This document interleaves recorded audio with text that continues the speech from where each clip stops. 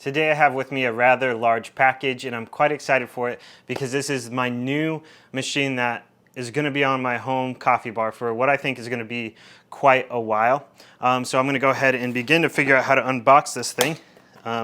There's a lot of different random clips and things like that that come along with it, so bear with me a moment for this. So this machine, one of the reasons why I bought this is because it seems like it was a very reliable machine. As you can see right now that it's a Rocket espresso machine, and it seems like it's been very reliable. Rocket has a great track record when it comes to building stuff that not only works in a home but lasts well in a home, something that you shouldn't have to upgrade for a while, which is one of the reasons why I went with Rocket. And I do want to give a disclosure to me that I did pay for this machine. I did receive it as a discount from Espresso Outlet as an open box item. So what you're going to be seeing here is an item that has already been opened up and been used for a few months and then packaged up what I hope to be is pretty well. So I want to go ahead and pull out a few things. So we have a drain tube here, so you can drain out your drip tray here.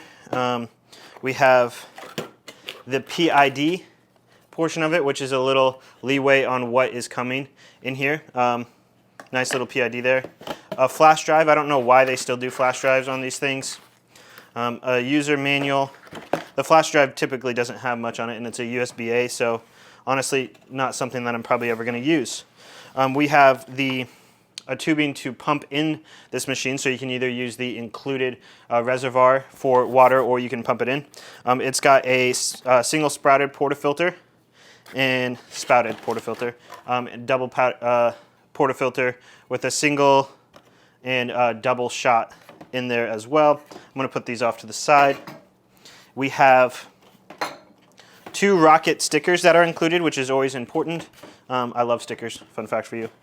We have the blind basket to back flush, the cable for the PID, some cleaning tablets, group head brush here, and then we have 2, I gotta get them a little bit better, 2 hot water and steam lever things that kind of clip on so you can move them around. You can actually put your hands on these. This machine has a no burn thing, and then we have just a standard 58mm brushed aluminum portafilter that says Rocket espresso machine on it, and then we have the drip tray and a subpar microfiber cloth for it. So we're going to just go ahead and, I think I got everything out of that. I'm going to just put that on the side, and I'm going to move a few of these things, and then we're going to get to the important part of things and probably what you're all wondering.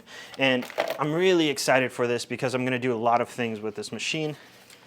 And ultimately, one of the things that you see on my channel a lot is a lot of grinders.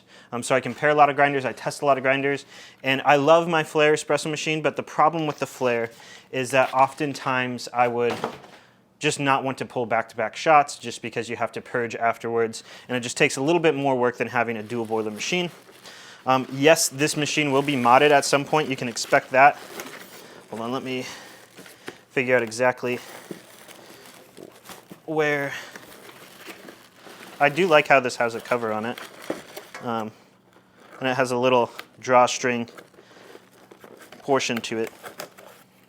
So I think the best way to do this is just to maybe lift out the whole machine. This is a very large and heavy machine. Okay, I finally got the machine out, and some of you may have already been able to tell. It's a workout unboxing these machines. I go through a lot. If you're new to the channel, please like and subscribe, as it helps me be able to do this. Because of you, I'm able to go out and buy these machines to help me with different reviews. Also, shout out to Espresso Outlet. They did a great job of repackaging this thing. As it's an open box, it doesn't feel like it's really been used. And I know it has because I know the person that's been testing it for them, which is one of the employees from Espresso Outlet.